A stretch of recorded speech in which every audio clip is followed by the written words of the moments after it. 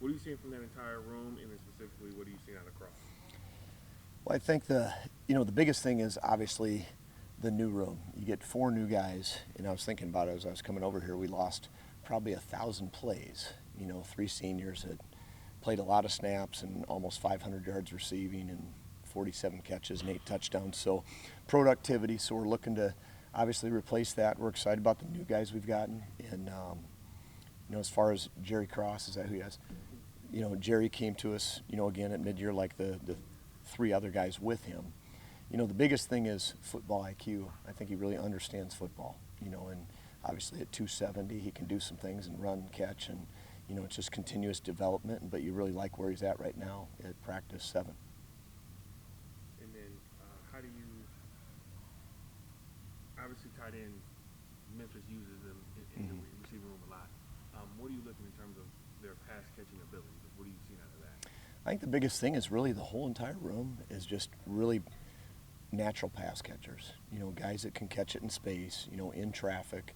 And so I think they're going to be a really productive group, and it's always a position I think you're going to play multiple guys, with the physicality of it. Everybody's going to have a little nuance. They're sort of all similar build, to 6'5", 250-ish or bigger. And so guys that can run, and put their face on you, but they can run down the field and catch a football and make a play. And then, are you at this particular time in spring? Are you more focusing on the route running or whatever, or is it more blocking right now? What are you kind of honing in on at this particular time? The one thing is in coaching, you enjoy coaching, so it's fun getting a new group and really, bringing them from the beginning stages of learning our offense. But really, I think just like any focus, really each spring is fundamentals, and got to get back to basics of, steps and hand placement, eye control, and just being in the right position and really understanding the base play, but then what are scenarios that come out of that, what they show us in defense, and you see little wrinkles that happen during the day. And so there just needs to be continuous growth really throughout spring football, and then it continues through the summer, and got to be ready by September. What was the navigating the Lanfear situation like in terms of he's not going to be here, he's going to be here in terms of roster building and just how you prepare? Well, I think initially it was a bonus, obviously to have a guy back that's first team all conference, and then once we knew he was not back, we're very fortunate we sort of filled the room with the guys that are here. And so we're really excited about this group, bringing them forward and just keep moving them forward, and excited about what their potential is here this fall. What about some of the young guys that have been in the room? Obviously, know about Jerry, but like the guys who've been in the room for multiple years are excited.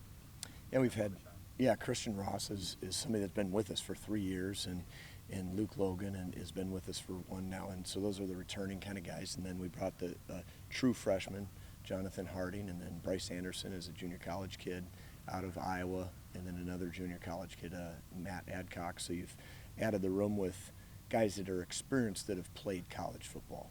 And so, they have a football knowledge basis, and they got a physicality about them.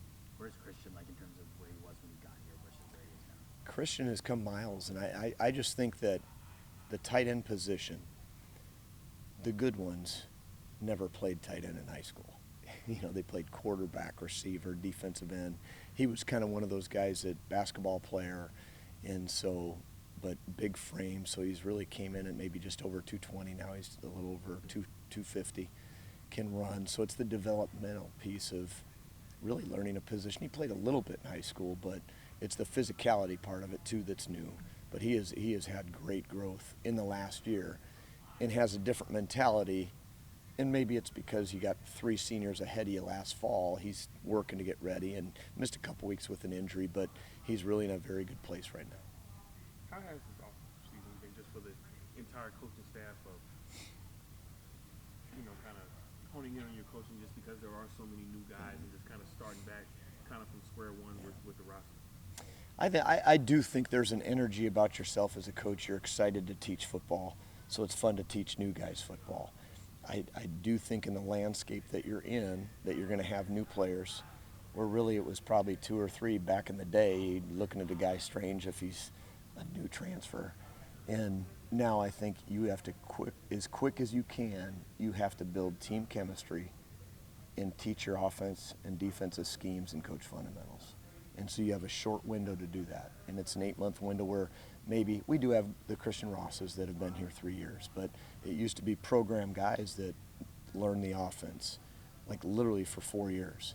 And now they're here in January and they got to get ready in 8 or 9 months. And so maybe it's exponentially faster, but you got to simplify, I think, a little bit what you're doing in the thought process. Thanks.